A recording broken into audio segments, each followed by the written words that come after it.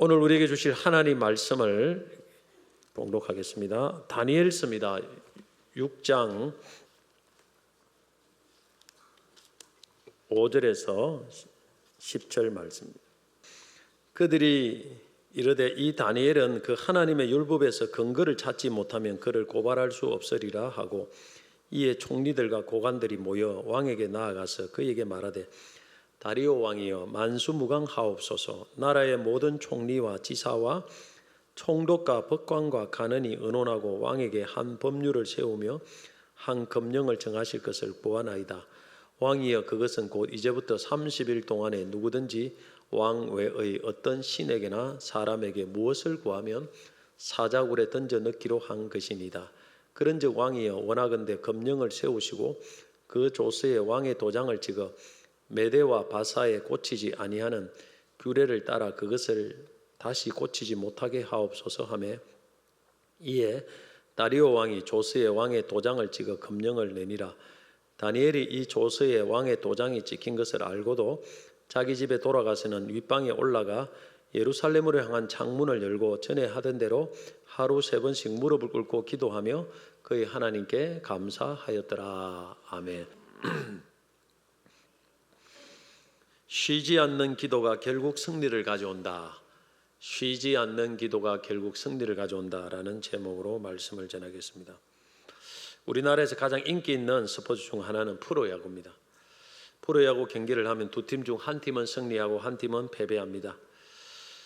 이때 야구 경기의 승패를 좌우하는 요인들이 참 많이 있습니다. 투수, 또 타격, 수비, 그리고 감독의 지략 등 다양한 요인들이 함께 어우러져야 승리를 가져옵니다. 우리 신앙생활에서도 승패를 좌우하는 다양한 요인들이 있습니다. 뭐가 있을까요?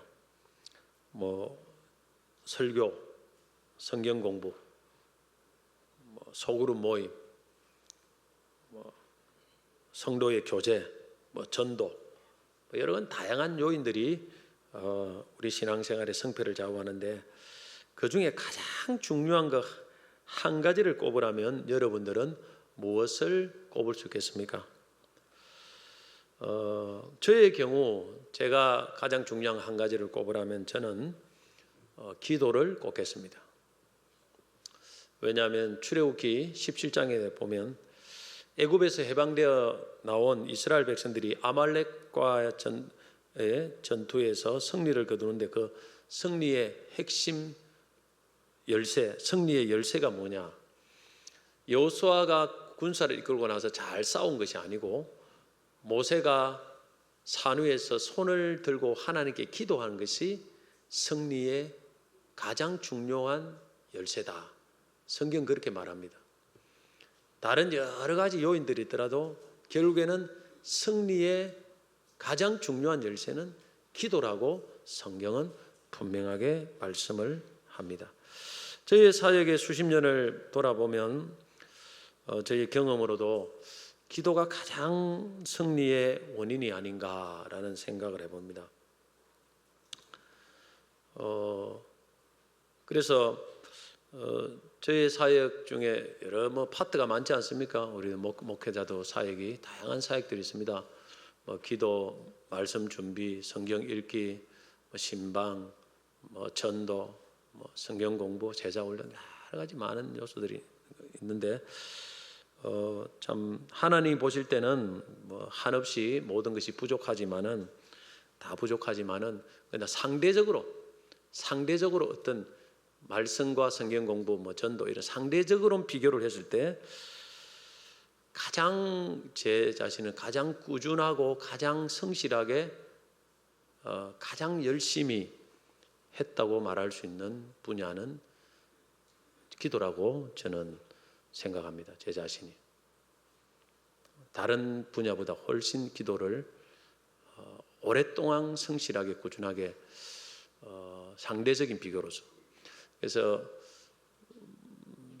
지금은 없지만 우리 부교육자로 있다가 다른 우리 부교육자 한 사람이 저한테 한번 이야기했던 게 있습니다. 목사님이 하나님 앞에 또 쓰임 받고 또 이렇게 교회도 부흥하고 하는 그 요인은 목사님의 기도다 이렇게 자기가 한번 이야기하는 것을 들어봤습니다. 기도가 참 가장 중요한 승리의 열쇠지다. 저는 수십 년의 경험이 통해서 이것을 저는 분명히 말씀을 드리고 싶습니다. 저도 지금도 이렇게 생각합니다. 제가 충분한 기도를 하는데 어떤 하나님의 일을 했을 때 그 결과에 상관없이 그 모든 결과는 하나님의 뜻이라고 생각합니다.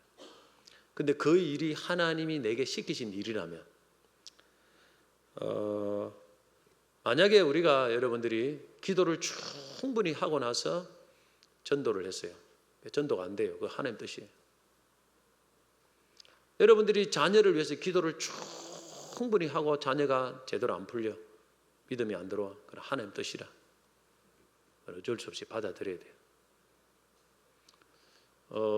목회자가 교회를 섬길 때도 기도를 충분히 했어요. 이게 하나님 보실 때 그래도 어느 정도 기도를 충분히 해석하고 나서 교회가 부흥이 안 되고 잘 안 돼. 그건 어쩔 수 없이 하나님의 뜻이다. 그런데 기도를 충분히 하지 않고 문제가 터지는 것은 하나님 뜻이 아닐 수도 있다는 거예요. 기도의 부족일 수 있다는 것입니다. 이 부분을 우리가 좀 잘 깨달아야 됩니다. 그런데 많은 분들이 어떤 일을 할 때 자녀를 양육하고 뭘 할 때 기도를 충분히 하지 않아요. 목회자도. 그래 놓고 모든 결과를 하나님께만 떠넘깁니다. 하나님의 뜻입니다. 과연 그게 맞느냐는 것이죠. 맞지 않다는 거예요, 사실은. 그거는 내가 해야 될 책임을 하나님께 떠넘기는 그런 결과가 됩니다. 자녀도 마찬가지예요. 교회도 마찬가지예요. 구역도 마찬가지입니다. 똑같이. 전도도 마찬가지예요. 기도가 없거나 부족할 때는 하나님의 일이 잘 되지 않고 부족하게 되는 것입니다. 여러분, 우리가 병이 들어도 기도를 충분히 내가 정말 하면은 병이 낫든지 그 병을 하나님이 극복을 하게 하든지 둘 중에 하나가 됩니다. 절대 그렇게 돼요. 하나님께서 어떤 방식을 통해서 일을 하십니다. 기도가 충분하면. 기도의 대가 중의 대가인 고아의 아버지인 조지 물러는 이런 말을 했습니다. 이 세상에 단 하나의 빈곤이 있을 뿐이다. 그것은 기도의 빈곤이다. 이 말을 여러분 가볍게 넘기면 안 됩니다. 보통 사람이 한 말 같으면 가볍게 넘길 수 있는데 이거는 기도의 대가 중의 대가인 조지 물러가 한 말입니다. 무슨 말이냐면은 당신의 모든 문제와 부족은 기도 원인이라는 거예요.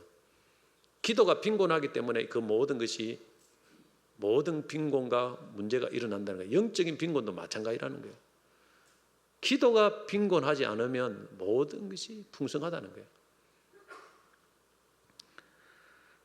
사랑의 원자탄이라고 알려진 우리나라의 기독교 역사상 가장 존경받는 목사님 중에 한 분인 손양원 목사님이 하신 말씀 중에 이런 말씀이 있습니다. 개인적으로 기독자의 실패가 기도에 있고 기독교의 흥망이 기도에 있으니 실로 기도 여하에 있다. 그래서 손양원 목사님은 오 주여 나에게서 모든 힘을 빼앗아 갈지라도 기도하는 힘 하나만은 남겨주소서라고 절규했던 사람입니다. 손양원 목사님은 신앙생활의 성패는 기도에 있다고 생각하고 그렇게 죽기 살기로 기도했던 분이에요. 그래서 참 보통 사람들이 할 수 없는 그런 원수도 사랑하고 순교도 하고 나한 자 수많은 나한 자 교회에서 참 거기서 평생을 순교하기까지 목회를 했던 거예요. 사실 교회에서 큰 교회에서 청빙도 했습니다. 그런데 나한 자들이 못 가게 했어요. 들어 누워가지고. 그래서 그 자리에 눌러 있었어요. 기도하지 않는 사람이라면 갔을 거예요. 틀림없이 훨씬 꿈을 펼치기 위해서 넓은 곳으로 갔을 겁니다. 다 기도의 힘이에요. 기도의 힘. 오늘 다니엘의 삶을 통해서도 우리가 분명히 알 수 있는 교훈은 기도가 결국에는 승리를 가져온다라는 것입니다. 다니엘은 우리가 잘 알다시피 바벨론의 포로로 잡혀온 소년입니다. 다니엘의 출생 연도가 주전 621년이고 포로로 잡혀온 연도는 주전 605년입니다. 그래서 포로로 잡혀올 때 다니엘의 나이는 16살 정도입니다. 우리나라 한 중학교 3학년 정도의 나이입니다. 그런 포로 1세대 다니엘이 그 바벨론에서 이루은 그 업적이라는 것은 어마어마합니다. 보통 사람들이 상상을 초월할 업적을 이루었습니다. 바벨론의 느부갓네살 왕 때는 바벨론의 온 지방을 다스리고 모든 지혜자의 어른이 되었고, 벨사살 왕 때는 나라의 셋째 통치자가 되었고, 벨사살 왕은 바벨론의 마지막 왕입니다. 그리고 바벨론이 메데 바사 나라의 멸망을 당한 후에도 오늘 본문인 다니엘 6장의 다리오 왕 때도 총리 세 사람 중에 한 사람이 다니엘인데 그 중에 가장 뛰어난 총리가 다니엘입니다. 그래서 그 다리오 왕이 전국을 다스리는 대표 총리로 그 다니엘을 임명하려고 했습니다. 보통 우리가 정권이 바뀌면 대통령이 자기에게 맞는 사람을 총리로 세우는 것이 관행입니다. 그런데 다니엘은 일만 통념을 넘어서 정권이 바뀌어도 여전히 그 자리를 유지하고, 나라가 심지어 바뀌어도 그 자리를 유지하고, 그리고 나이가 이 당시에 다니엘 6장의 나이가 80대입니다. 80대라도 그 자리를 그대로 유지를 했습니다. 무슨 의미입니까? 그 전국에 다니엘을 대처할 만한 인물이 없다는 거예요. 다니엘을 능가할 만한 인물이 없다는 그 말입니다. 왜 그러면 다니엘이 그렇게 오랜 세월을 다니엘을 능가할 인물이 나타나지 않았을까요? 그 이유는 간단합니다. 하나님이 다니엘에게 세상 사람들이 공부라든지 노력으로 얻을 수 없는 그런 지혜와 총명을 어마어마하게 소나기처럼 부어주었기 때문에 그렇습니다. 여러분, 하나님이 부어주면 사람의 노력으로 타고난 어떤 재주로 그 사람을 이길 수 없습니다. 하나님이 밀어주는 사람, 하나님이 함께하는 사람, 하나님이 은혜 주는 사람, 그 사람이 역사의 주인공이 되는 줄 믿으시기 바랍니다. 우리 자녀들이 그런 사람이 되도록 기도해야 돼요. 여러분, 우리 자신이 그렇게 하나님이 부으시는 사람이 되어야 돼요. 진짜 큰 인물은 하나님께 받아야 됩니다. 내가 노력으로 하면은 진짜 큰 인물은 못 돼요. 하나님께 받아야 돼요. 받아야 세상을 초월하는 그런 인물이 되죠. 솔로몬도 하나님께 받으니까 전무후무한 지혜자가 되는 것입니다. 그러면 하나님께서 아무에게나 다니엘처럼 그렇게 부어주십니까? 하나님은 어떤 점에서 다니엘의 어떤 점을 보고 그렇게 참 어마어마한 은혜를 부어주셨을까? 우리가 이 점을 한번 생각해 볼 필요가 있습니다. 우리가 구원은 우리가 인간의 다인전적인 죄인이기 때문에 하나님의 전적인 은혜로 구원을 받는 건 다 알고 있습니다. 그러나 예수를 딱 믿어버리면 하나님께서는 우리에게 은혜를 주시죠. 은혜 주실 때 시험을 합니다. 시험을. 그냥 주시진 않아요. 큰 은혜는. 시험을 하고 또 오랫동안 살펴보시고 나서 그 다음에 하나님이 은혜를 주셔도 큰 은혜를 부어주시는 거예요. 다니엘도 이런 과정을 겪어서 은혜를 받았습니다. 다니엘서 쭉 읽어보면 압니다. 그러면 어떤 점을 하나님이 특별히 다니엘의 유심히 보시고 큰 은혜를 주셨을까? 첫째는 크게 두 가지를 저는 봅니다. 첫째는 다니엘이 뜻을 정해서 하나님의 말씀대로 살기로 결단한 그런 삶입니다. 이것이 뭐냐면 다니엘서 1장 8절에 딱 나와요. 1장 8절이 다니엘의 축복받은 아주 핵심적인 구절입니다. 같이 한번 읽어보겠습니다. 다니엘은 뜻을 정하여 왕의 음식과 그가 마시는 포도주로 자신을 더럽히지 아니하리라 하고 자기를 더럽히지 아니하도록 환관자에게 고하니. 이게 핵심이에요. 다니엘의 축복받은 핵심. 이 다음에 엄청난 지혜와 총명을 받았거든요. 사실은 다니엘은 10대 16살 때 포로 잡혀와서 왕을 섬기는 신하가 되기 위해서 교육을 받던 중에 하나님의 말씀과 신앙 양심상 먹어서는 안 되는 음식이 그 교육 식당에 교육받는 식당에 나오는 것을 보고 먹지 않았습니다. 그것을 먹지 않고 자신을 영적으로 더럽히지 않겠다고, 그것을 먹음으로써 자신을 더럽히지 않겠다고 뜻을 정하고 그 뜻을 행동으로 옮긴 사람입니다. 한마디로 어떤 상황에서라도 하나님 말씀대로 살려고 신앙의 절개를 지킨 사람입니다. 이걸 하나님이 크게 보셨어요. 그리고 이 사건 후에 어마어마한 지혜와 총명을 부어주신다고 성경엔 기록이 되고 있습니다. 우리 10대 때 이런 신앙의 절개가 있어야 돼요. 이 하나님 이걸 보고 계십니다. 우리 10대 친구들. 절개를 가져야 돼. 신앙의 절개. 하나님이 기뻐하지 않는 것은 절대 하지 않겠다는 그런 신앙의 절개. 칸닝도 안 하겠다. 뭐도 안 하겠다. 주일 성수부터 해가지고 이 절개를 하나님이 지금부터 보고 계시는 게 안 보는 거 아니에요. 다. 작은 일에 신앙 양심을 팔아먹어버리고 하나님 말씀을 버리면 그런 사람은 영적으로 크게 하나님께 쓰임 받기가 불가능합니다. 자, 그러면 어떤 상황에서도 하나님 말씀대로 살겠다는 이 신앙의 절개는 어디서 생겼을까? 이 두 번째 다니엘의 축복의 핵심입니다. 그것은 바로 그의 쉬지 않는 기도입니다. 다니엘이 그 하나님 말씀대로 살겠다는 그 절개도 만약에 그가 기도의 힘이 없었다면 저는 이것을 실천할 수 없을 것이라 생각합니다.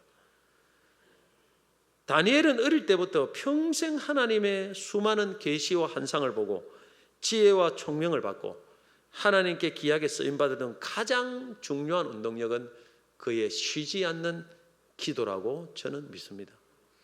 그래서 다니엘서 1장 8절과 더불어서 다니엘의 하나님 앞에 축복받는 그 중요한 또 한 가지의 비결은 오늘 본문 다니엘서 6장 10절입니다. 이것을 꼭 기억하셔야 돼요. 다니엘서 6장 10절 같이 한번 읽어보겠습니다. 다니엘이 이 조서에 도장이 찍힌 것을 알고도 자기 집에 돌아가서는 윗방에 올라가 예루살렘으로 향한 창문을 열고 전에 하던 대로 하루 3번씩 무릎을 꿇고 기도하며 그의 하나님께 감사하였다. 이것이 뭐냐면 다니엘의 쉬지 않는 기도의 결정적인 증거고 장면입니다. 여기서 중요한 것은 기도했다는 것도 중요하지만 어떤 상황에서 기도했느냐가 더 중요합니다. 지금 다니엘은 어떤 상황에서 기도하고 있습니까? 기도하면 사자굴에 던져 넣는다는 왕의 법령이 공포된 다음에 기도를 하고 있다는 것입니다. 메대 왕인 다리오가 전국에 총리 셋을 두어서 나라를 다스리는데 다니엘은 그 3명의 총리 중에 가장 뛰어난 사람이었어요. 그래서 왕은 다니엘을 대표 총리로 만들어서 총리 중에서 가장 우두머리로 만들어서 나라 전체를 다스리고 하는 그런 계획을 가지고 다니엘을 그렇게 임명을 하려고 한 거예요. 이 소식을 들은 다른 총리들과 고관들이 다니엘을 향해서 시기심이 불탔습니다. 어디서 굴러들은 돌이 박힌 돌을 빼려 하느냐? 안 그렇습니까? 다니엘은 출신이 포로 출신이에요. 포로선. 원래 본족 자기 나라 본토배기도 아니에요. 거기 왕 다음에 최고의 간직을 차지하려고 하니까 시가 날 거 아닙니까, 여러분? 그래서 다니엘을 제거하기 위해서 검찰을 통해서 사차지 조사를 했는데 아무런 허물을 찾아내지 못했습니다. 모든 거 다 조사해도 뒤져도 없어요. 털어서 먼지 안 나는 사람이 없다는 말을 우리가 흔히 하는데 털어서 먼지 안 나는 사람도 있어요. 그 사람이 바로 뭐냐면 다니엘입니다. 우리 신앙생활이 다니엘처럼 해야 돼요. 하나님은 깨끗한 그릇을 쓰신다는 말을 우리가 잘 압니다. 깨끗한 그릇을 쓰신다. 빈말이 아닙니다. 왜 하나님이 깨끗한 그릇을 쓰신 줄 압니까? 세상 사람들은 항상 믿는 사람들의 허물을 찾아내서 공격을 합니다. 그래서 그들이 하나님의 영광을 나타내지 못하도록 만드는 거예요. 이것이 마귀와 세상의 주 전략입니다. 그래서 하나님은 어떤 허물도 잘 발견할 수 없는 깨끗한 사람을 통해서 하나님의 일을 하시고자 하는 거예요. 그 사람의 직위가 높을수록 더 그렇습니다. 가정에도 가보면요, 안 믿는 가정은 믿는 사람의 허물을 찾아내려고 하고, 직장에도 가보면 교회 다니는 사람이 있으면 교회 안 다니는 사람들이 허물을 찾아내려고 하고, 교회 다니는 사람이 왜 그러느냐 이렇게 자꾸 이야기해요. 정치도 보면 마찬가지입니다. 그래서 하나님은 깨끗한 사람을 연단시켜서 깨끗하게 준비된 그릇을 하나님은 들어서 쓰시기를 원한다는 것입니다. 안 그러면 그 사람이 허물을 다 덜쳐내가지고 하나님 영광 다 가려버려요. 삽시간에 하나님 영광이 무너집니다. 주기가 높을수록 더 그런 거예요.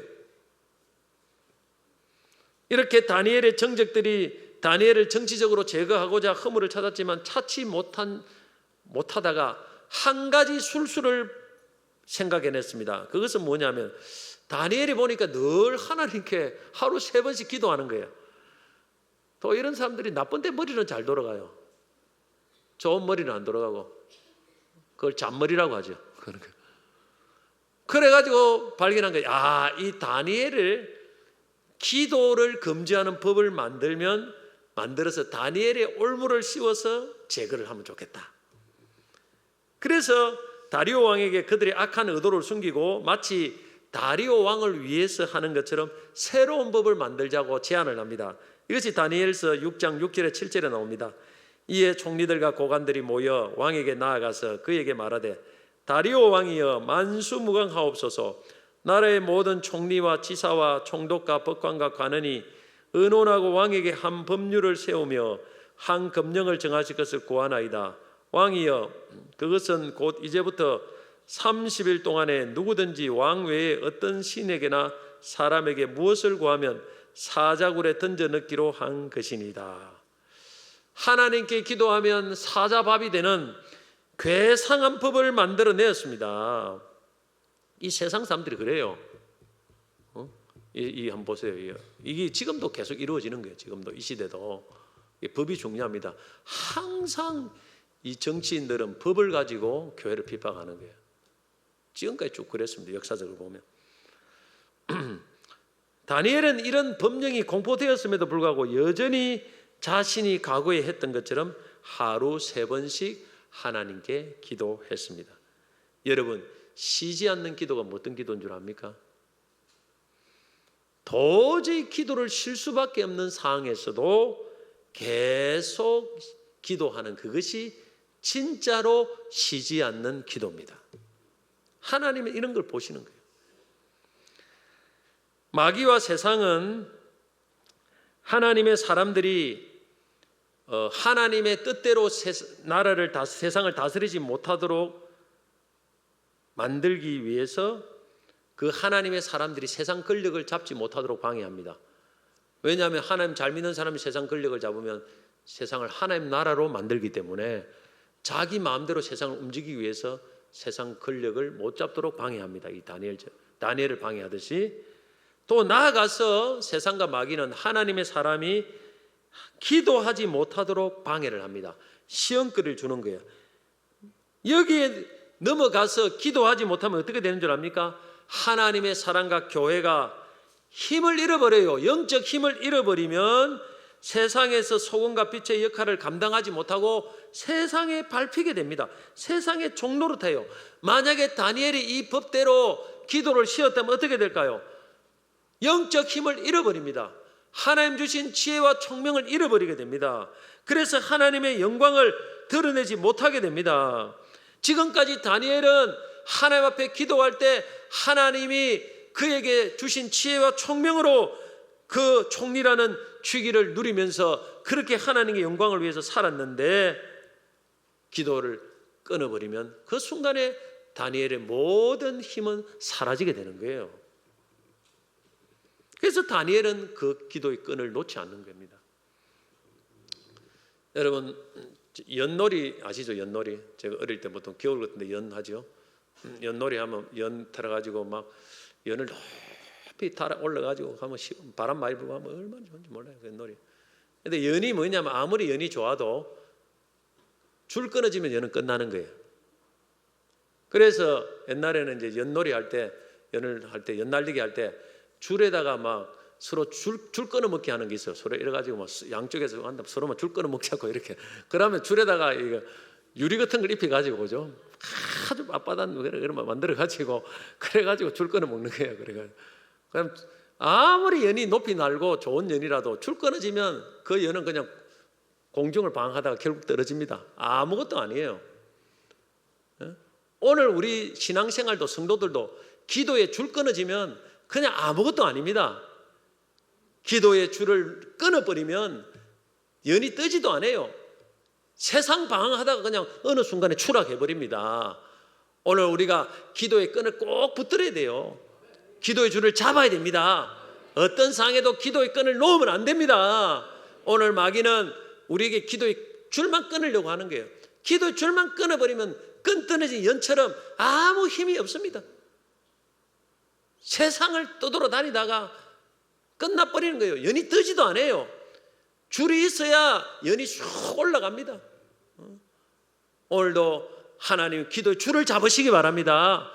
기도의 줄을 튼튼히 해야 돼요. 그래서 우리가 어떤 사람들은 기도의 줄을 잡아라 이런 말을 하지 않습니까?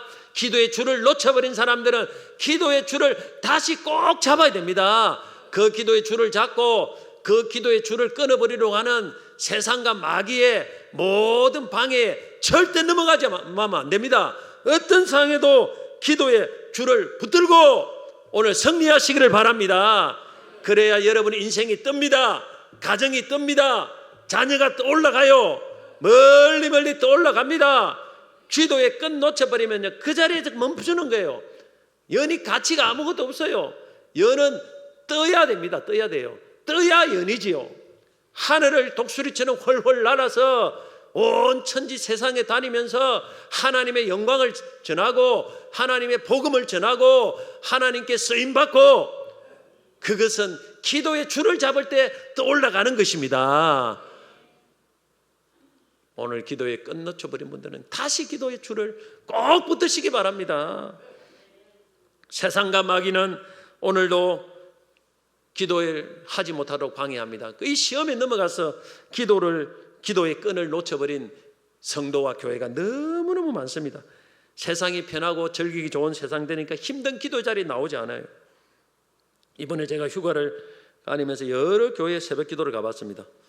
보면서 참 한국 교회 새벽 기도가 많이 약해졌구나 하는 생각을 제가 느끼게 되었습니다. 한 교회는 아주 큰 교회예요. 뭐 한 본당이 대략 한 1,500석은 될 정도 보여요. 그 교회가 아주 수천 명이 모이는 교회로 알려졌는데 목사님이 또 가게 새로 오셔가지고 성도들이 많이 떨어져 버렸다고 그러더라고요. 많이 떨어졌어요. 내가 볼 때 목사님이 영성이 많이 떨어진 것 같아요. 그 새벽 기도를 갔는데 그 큰 예배당에 새벽 기도 성도들이 많지 않았어요. 내가 대충 보니까 한 70명, 80명, 7, 80명쯤 될란가 그 정도밖에 안 됐습니다. 새벽 기도 분위기를 보니까 그 분위기를 보면 그 영적 기도의 분위기를 보면 그 교회 영적 분위기를 느끼는데 그 기도의 분위기도 뜨겁지도 않고 또 기도를 인도했던 교육 부목사가 말이에요. 교육자는 좀 이따 금방 또 사라져 버리더라고. 기도 끝나고 나서 자기 인도하고 나서 성도들이 그렇게 오랫동안 기도하지도 않고 또 한 교회에 갔습니다. 그 교회는 아주 새로운 교회, 지은지 깨끗한 교회인데 몇 층으로 잘 지어져 있습니다. 그래서 불이 켜졌길래 한번 가봤는데 예배당에 들어가니까 한 200명 정도 앉을 수 있는 그런 예배당 공간인 것 같은데 가보니까 인도자를 제외하고는 저를 빼고 딱 2사람 앉아 있더라고 새벽 기도 때. 야, 이게 좀 그렇더라고 2사람. 그래서 이제 뭐 성경을 읽더라고. 읽고 이제 불 끄고 기도하니까 사람들이 금방 사라져 버려요.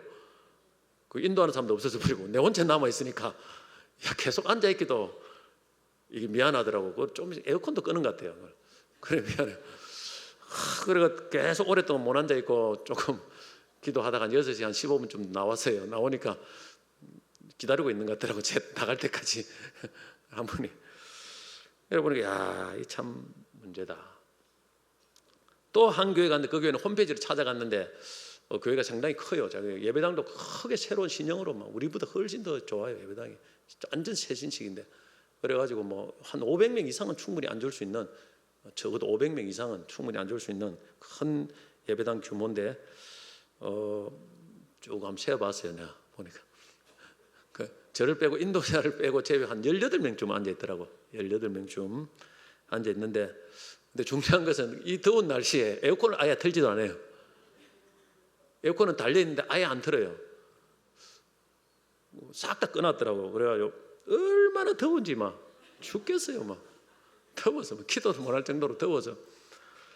야, 그래가지고 이제 목사님이 인도를 하고, 담임 목사님 같아요. 나이가 적으시던 인도를 하고 나서 목사님은 요 자리에 앉아가지고 자기가 또 새벽 기도를 하는데 또 선풍기를 갖고 지는 자기는 틀더라고. 그러니까 우린 더워 죽겠는데 선풍기 갖고 혼자 틀고 앉아있고 우린 더워서 기도를 못 하겠고. 그래가지고 어떻게 시원한 자리니까 요를 옮겨보고 그래도 야, 좀 지나니까 뭐 다 사람들 다 사라져, 뭐 사람도 별로 없어요. 다 사라져 버리고. 야, 이런 걸 보고 참 이 한국 교회가 기도가 많이 죽었구나, 이런 걸 느끼고, 우리 교회가 참 시원하다는 것을 많이 느꼈어요. 우리처럼 이렇게 에어컨을 빵빵 틀어주는 교회는 내가 본 적이 없습니다. 새벽 기도 가도. 여러분, 편하다고 기도하지 않으면 하나님이 고통을 주었어도 기도를 시킨다는 사실을 알아야 됩니다. 하나님은 절대 호락호락하는 분이 아닙니다. 우리가 세상에 편하게 살도록 절대로 내버려 두지 않습니다. 특별히 하나님께 특별 소명을 받은 교역자들 절대 내버려 두지 않습니다. 그리고 중직자들 잘 들으셔야 돼요. 이 중직을 받은 것 자체부터 엄청난 무거운 겁니다. 절대 하나님 내버려 두지 않습니다. 하나님께서. 왜? 이 교회를 섬기라고 주셨기 때문에. 그래서 교회를 섬기는 가장 중요한 것이 기도입니다. 기도를 하도록 만드는 거예요, 하나님께서. 그래서 우리가 기도를 해야 됩니다. 편안할 때부터 기도해야 돼요. 안 그러면 하나님께서 고통을 줘서라도 기도의 자리로 내본다는 것을 알아야 됩니다. 우리가 신앙생활을 하다 보면 기도하기 어려운 사항들이 많이 있습니다. 이걸 뛰어넘어야 됩니다. 제 자신도 목회를 하면서 가장 크게 비중을 두고 했던 것이 기도입니다. 오래전부터, 제가 신앙의 초창기부터, 그리고 교역자 생활의 초창기부터 가장 하나님에게 큰 은혜를 받은 분야가 사실 기도라고 볼 수가 있습니다. 기도의 횟수, 시간적으로 가장 많이 투자한 것도 기도지 않겠나. 금식 기도, 새벽 기도, 산 기도, 저녁 기도, 무슨 기도에 참 기도를 하기 위해서 참 몸부림을 쳤던 것 같아요. 몸부림을. 그 기간에 몸부림을 쳤습니다. 다 소개하기 힘든 몸부림을 쳤어요. 그래서 98년도 제가 1월 달에 대구에 왔는데, 세 교회를 거쳤는데, 그동안 사실 새벽기도 빠진 횟수가 진짜 얼마 안 되는 것 같아요. 손가락에 꼽을 정도 될란가 하는 거. 그동안 저는 안 아픕니까? 그 몇십 년간 저는 몸이 한 번도 감기 안 들고 병이 안 듭니까? 사실 아파도 왔어요. 아파도. 머리가 터질 정도로 아파가지고 와도 이 자리에서 기도하는 자리 그걸 지켜내고, 사실 그렇게 말해야습니다. 많은 기도하기 힘든 상황들이 많이 왔어요. 코로나 백신 1차, 2차 다 맞고도 한 번도 새벽기도 빠진 적이 없습니다. 하나님 앞에 우리가 참 쉬지 않는 기도는 그냥 쉽게 되는 것이 아닙니다. 버텨내야 됩니다. 버텨내야 돼요. 그럴 때 하나님께서 저는 은혜를 주시는 것을 경험을 해봤습니다. 여러분, 지금도 계속 기도를 하는데, 지금 벌써 은퇴 이후를 두고도 기도를 합니다. 벌써 기도는 항상 앞서가는 거예요. 앞서가는 거예요. 항상 앞서갑니다. 늘 쉬지 않는 기도에 하나님께서 풍성한 은혜를 주신 것을 보았습니다. 왜 우리가 쉬지 않는 기도를 해야 될까요? 기도는 우리의 생명입니다. 내 영혼의 생명입니다. 기도는 우리의 영혼의 호흡입니다. 기도는 하나님만을 의지하는 신앙 고백입니다. 기도는 모든 축복의 통로입니다. 기도는 모든 것을 살립니다. 기도는 만사를 변화시킵니다. 기도는 우리 자신을 변화시키고, 가정도 변화시키고, 교회도 변화시키고, 세상도 변화시킵니다. 기도는 승리의 열쇠입니다. 이 열쇠를 두고 여러분 문을 열려고 하니 문이 열리질 않는 거예요.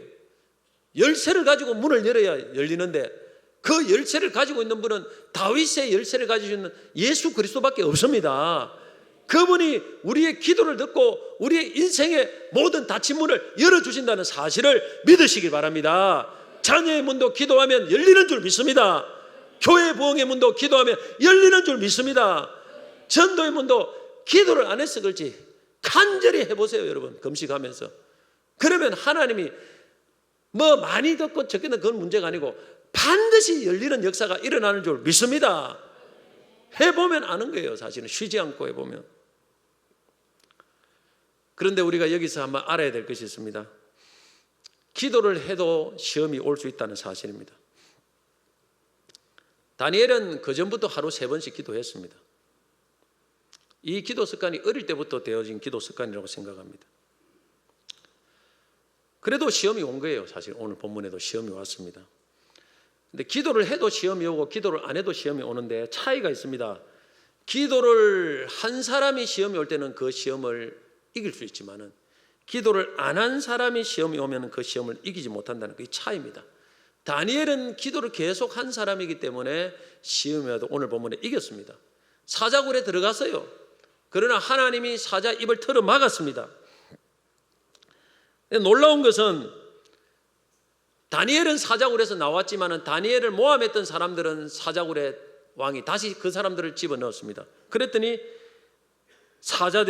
그 자들이 발이 사자굴에 닿기도 전에 사자가 달려들어서 그들의 뼈까지도 부수뜨렸다고 성경은 말씀합니다. 다니엘서 6장 24절 보면 왕이 말하여 다니엘을 참소한 사람들을 끌어오게 하고 그들의 처자들과 함께 사자굴에 던져넣게 하였더니 그들이 굴 바닥에 닿기도 전에 사자들이 곧 그들을 움켜서 그 뼈까지도 부서뜨렸더라. 이걸 보면 다니엘을 사자가 공격하지 않는 것은 배가 불러서 한 것이 아니다는 것입니다. 배가 불러서 한 게 아니에요. 사자가 배가 부르면 공격을 하지 않아요. 그런데 다니엘 다음에 그 다른 사람들이 왔을 때는 금방 공격을 했다는 것은 배가 불러서 다니엘을 공격한 것이 아닙니다. 그것은 하나님이 사자 입을 틀어 막아서 사자가 공격할 수 없었다는 것입니다. 오늘 우리의 인생의 모든 만사는 하나님의 손에 있습니다. 하나님이 허락하지 않으면 죽을 병에 걸려도 안 죽습니다. 빚더미에 앉아도 안 죽습니다. 큰 문제가 일어나도 안 죽습니다. 부도가 나도 안 죽습니다. 사자굴에 들어가도 안 죽습니다. 두려워하지 마세요. 만사가 하나님 손에 있습니다. 기도하면 하나님이 책임집니다. 이걸 아셔야 되는 거예요. 그래 승리를 하는 거예요. 그런데 다니엘처럼 사자굴에서 살아나온 것만 승리는 아닙니다. 서대반처럼 복음을 전하다가 돌에 맞아 순교했습니다. 그러나 순교하면서도 원망하지 않고 자신을 죽이는 사람을 용서해달라고 기도했어요. 이것이 승리입니다. 승리는 결과와 세상적인 결과와 상관없이 하나님의 말씀을 따라 하나님께 영광을 돌리는 삶이 승리의 삶인 줄 믿습니다. 육신적으로 살았지만은 비굴하게 세상에 절하고 세상에 아부하는 건 승리가 아니고 패배입니다. 기도하면 문제가 해결되든지 문제를 극복하든지 둘 중에 하나가 일어납니다. 시험이 와도 끄떡없어요. 그러나 기도하지 않으면 시험이 오면 승리하지 못합니다. 예수님이 십자가에 달리시던 그날 밤에 예수님과 겟세마네 동산에서 기도하러 올라갔던 베드로는 예수님 제자들은 기도하지 못하고 잠만 콜콜 잤어요. 기도 시간에 있는 게 중요한 것이 아니고 기도하는 것이 중요합니다. 이때 예수님이 제자들에게 하신 말씀을 기억해야 됩니다. 중요한 말씀이에요. 마태복음 26장 40절 41절 제자들에게 오사 그 자는 것을 보시고 베드로에게 말씀하시되 너희가 나와 함께 1시간도 이렇게 깨어 있을 수 없더냐. 중요한 말씀입니다. 시험에 들지 않게 깨어 기도하라. 마음에는 오는데 육신이 약하도다. 기도 안 하면 시험에 든다. 그 말입니다. 결국 그날 새벽에 베드로에게 시험이 왔습니다. 예수님이 잡혀있던 대제사장 집들에서 베드로가 자신이 예수님과 관련 있는 사람이라고 하는 사람들의 말에 예수님을 3번이나 모른다고 부인을 했습니다. 만약에 베드로가 깨어서 기도했다면 이때도 자기가 죽을 각오하고 그렇다. 나 예수님 안다. 어쩔래? 이렇게 들을 건데 기도를 못하니까 겁을 잔뜩 먹고 그 순간의 위기를 모면하기 위해서 예수를 모른다고 부인을 한 거예요. 그래서 기도가 없으면 시험이 올 때 실패하는 것입니다. 제가 이번에 휴가 가면서 친척들을 많이 방문했는데 그중에 한 집에 가서 그 가족들 전원을 안수를 해줬습니다. 안수를 하고 하나님 주신, 또 저는 안수하면 하나님 주신 말씀을 주셔요. 하나님 주신 은사인데 그 말씀을 다 전해주었습니다. 교회를 안 다니는 조카한테도 하고 다른 사람한테 했는데, 근데 한 분한테 이제 안수 기도를 하는데 하나님이 시험에 들지 않도록 기도하라. 마음에 오늘 육신이 약하도다. 이 말씀을 강하게 주시는 거예요. 그 외에도 다른 말씀을 주셨지만 이 말씀이 핵심이었습니다. 근데 그렇게 딱 기도하는 중에 갑자기 제 마음속에 탁 깜짝 놀란 게 떠올랐어요. 왜냐하면 제가 그 집에 1년 전에 또 가서 안수 기도를 해줬거든요. 그분에게 했는데 그때에 하나님이 주신 말씀과 똑같은 말씀이 1년 후에 똑같이 주시는 거예요. 그 제가 그때 했던 거 잊어버렸어요. 저하고 너무 많은 사람들을 안수하고 말씀 중에 다 잊어버리지 뭐, 한 사람 기억합니까? 잊어버리는데 딱 그 순간에 말씀을 듣는데 마치 그때 1년 전에 주셨던 그 말씀인데 이번에 왜 또 말씀이 하나님 주시지? 깜짝 놀랐어요. 내가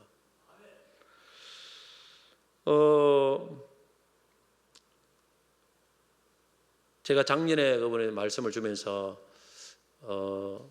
시험 꼭 당신은 육신이 약하기 때문에 시험을 들지 않도록 기도를 많이 해야 됩니다. 신신당부를 했어요.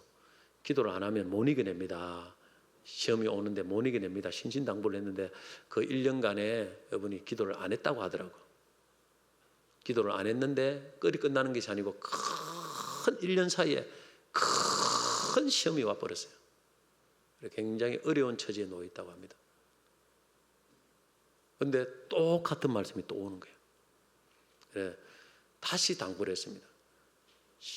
기도를 안 하면 육신이 약하기 때문에 못 이겨냅니다. 시험에 넘어갑니다. 무조건 기도해야 됩니다. 하나님이 2번을 갖다가 1년 만에 그 수많은 말씀, 내가 의도하는 것도 아니에요. 그냥 탁 하는데 그 말씀이 딱 떠오르니 저도 깜짝 놀랄 정도니까. 그래서 그렇게 딱 지나니까 이분이 그 다음부터 기도를 시작했다더라고. 내가 들으니까 깜짝 놀래가 기도를 한 거예요. 이제 시작을 했답니다.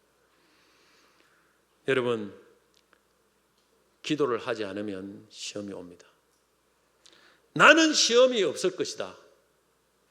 절대 장담하면 안 됩니다. 시험이 절대 없을 수는 없어요. 시험은 옵니다. 크고 작은 시험은 오게 되어 있습니다. 준비를 해야 됩니다. 하나님 믿는 사람은 오게 되어 있어요. 그러나 기도하는 사람은 시험이 오면 살짝 지나갑니다. 그러나 기도하지 않는 사람은 시험이 딱 오면 그때부터 기도해야 되니까 그 가정과 극복하는 그 시련이라는 것은 엄청 큰 거예요. 기도를 많이 한 사람은, 수십 년 기도한 사람은 시험이 와도 그 기도가 쌓여있기 때문에 금방 끝나요. 그런데 기도를 안 한 사람은 이제부터 시도를 해야 되기 때문에 얼마나 기도를 많이 해야 되겠습니까? 그 기간이라는 건 엄청 깁니다. 그 기도가 쌓일 때까지, 연단될 때까지. 그래서 오래 가는 거예요. 오래 가는 거예요. 여러분, 기도는 저축하는 거예요. 저축하는 거. 우리가 어떤 돈도 저축을 해놓으면 어떤 큰 문제가 터지면 금방 해결하지 않습니까? 그 돈을 쓸 수 있죠. 근데 저축 안 하고 큰 문제 터져보세요. 수천만 원 들어가는 이런 1억 들어가는 이런 큰 문제, 가정의 우환이 터지면 이거 어떻게 하겠어요? 그때부터 문제가 터지는 거예요. 빚을 빌리고 그 빚을 갚는데 얼마나 많은 세월이 겁니까? 똑같은 거예요. 기도도 절 저축해 놓으면 그죠? 하나님이 수십 년을 저축해 놓은 사람과 저축하지 않고 그냥 문제만 있을 때마다 기도하는 사람은 다릅니다. 시험이 굉장히 오래 가요. 연단이 오래 갑니다. 그래서 어떤 경우라도 막론하고 여러분 기도의 자리를 지키시기 바랍니다. 우리 직분자들은 기도 자리에 나와야 돼요. 보통 사람들보다 훨씬 더 하나님께서 엄하게 다루십니다. 안 그러면 우리가 하나님이 기도하도록 상황을 몰고 가시는 거예요. 우리 종직자들은 멀리 있는 분이라도 매일은 못 나더라도 한 2번은 나와야 안 되겠습니까? 내 생각에 종직자라고 하면 받아서.